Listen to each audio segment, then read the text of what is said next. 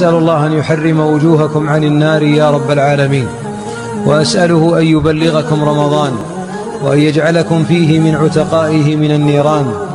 واللهم ارحم كل نفس ما أدركت رمضان، واشف كل مريض يا رحمن، واجعلنا ممن طال عمره وحسن عمله، واجعلنا في ذاك الشهر من الفائزين يا أكرم الأكرمين.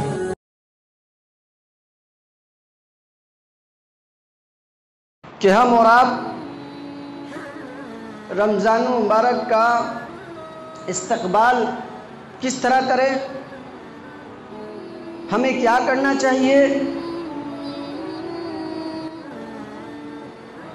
اللہ کے نبی جناب محمد رسول اللہ صلی اللہ علیہ وسلم نے فرمایا رغف انف رجلا دخل علیہ رمضان ثم انسلک قبل ان یغفر لہ،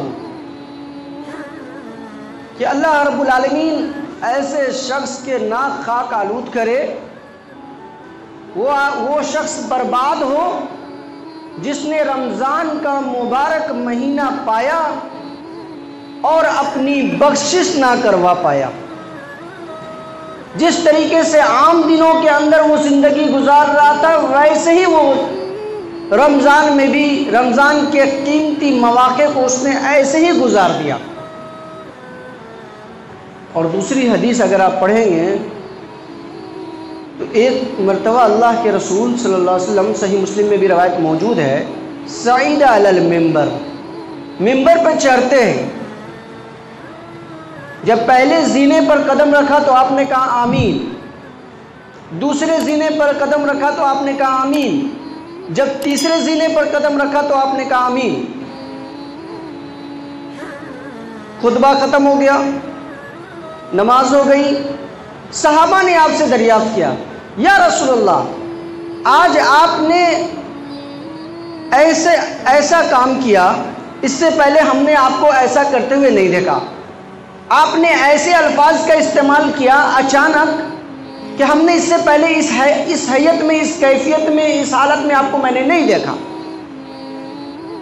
کیا بات تھی، کیا وجہ تھی کہ آج آپ ممبر پر چڑھتے ہوئے پہلے زینے پر قدم رکھا تو کہا آمین، اسی طریقے سے تیسرے زینے تک؟ کیا بات ہے؟ اللہ کے رسول نے فرمایا میرے پاس جبریل امین آئے تھے اور کہا کہ اے محمد، اس شخص کے اوپر اللہ کی لعنت ہو کہ جس کے پاس والدین ہوں اور وہ ان کی خدمت کر کے جنت نہ حاصل کر سکا۔ آپ کہیں آمین، تو میں نے کہا آمین۔ اس شخص کے اوپر اللہ کی لعنت ہو کہ جو شخص رمضان کا مبارک مہینہ پاتا ہے اور وہ اپنے آپ کی بخشش نہیں کروا پایا، اس شخص کے اوپر اللہ کی لعنت ہو۔ آپ کہیے آمین، تو میں نے کہا آمین۔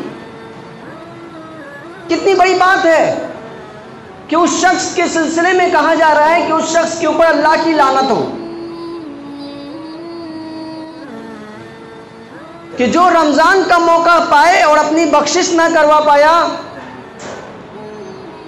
اس کی نجات نہ ہو سکی، اس سے بڑا بدنصیب کون ہو؟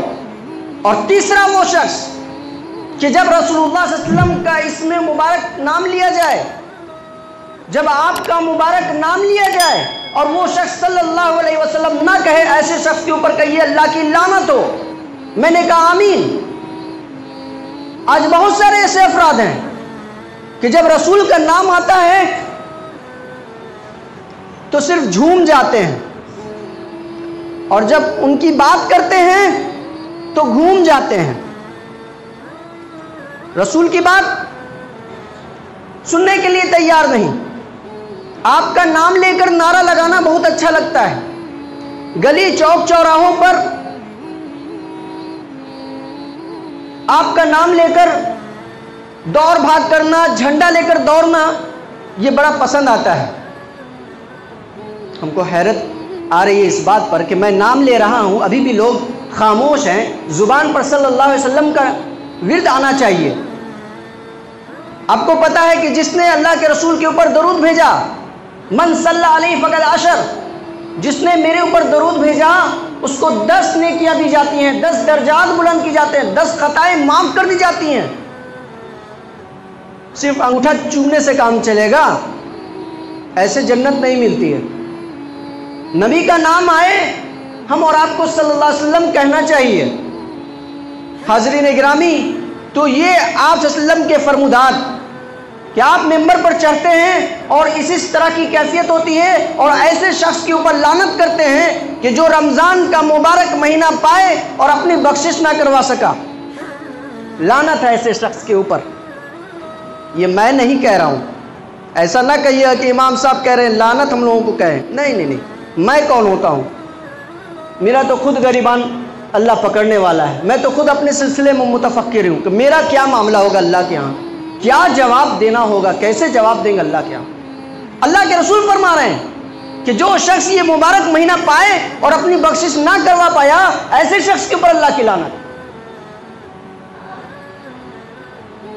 کسی انسان کو اپنی بخشش کے لیے موقع دینا، کسی انسان کو آخرت میں نجات اور فلاح کے لیے موقع عنایت کرنا، یہ اللہ رب العالمین کا بڑا انعام، اس کی بڑی رحمت ہے۔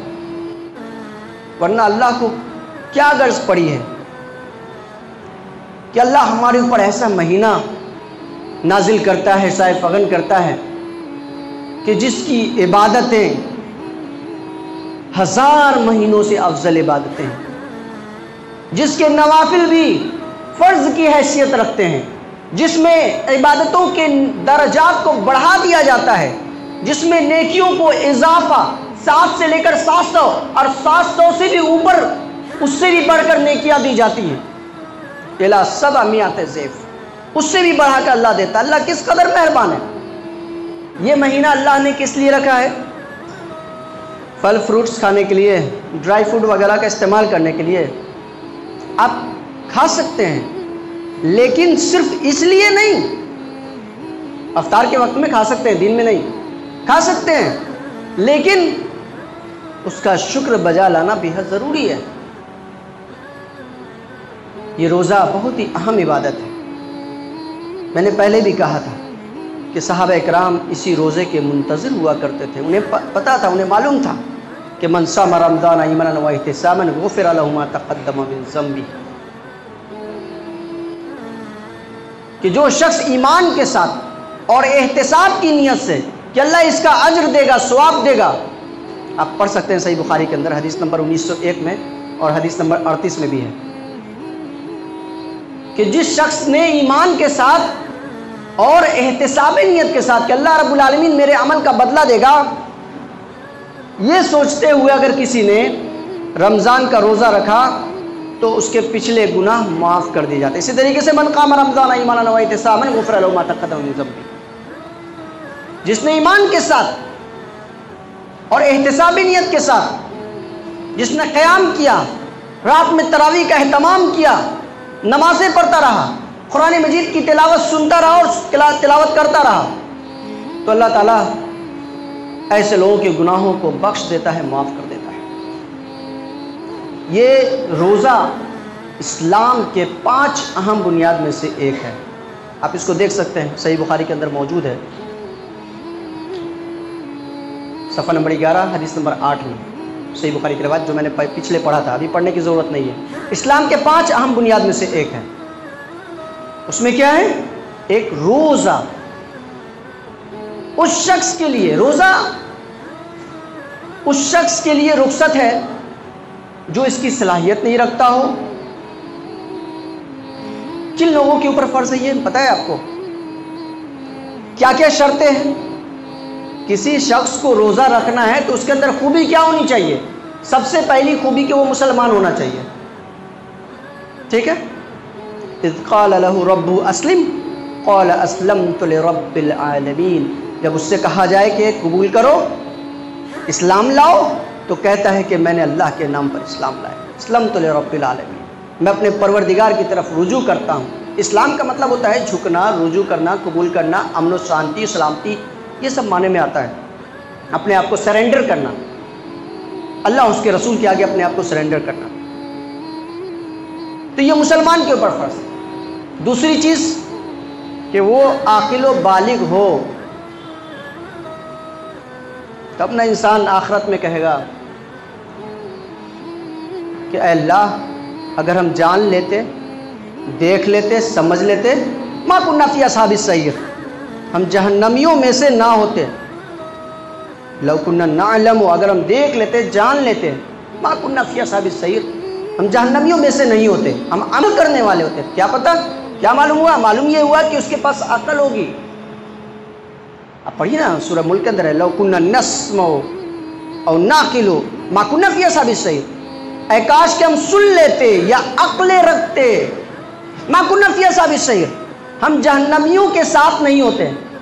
معلوم یہ ہوا کہ جس شخص کے پاس دنیا میں عقل ہے اور اس کے باوجود وہ جہنم میں جا رہا ہے، حیرت کی بات۔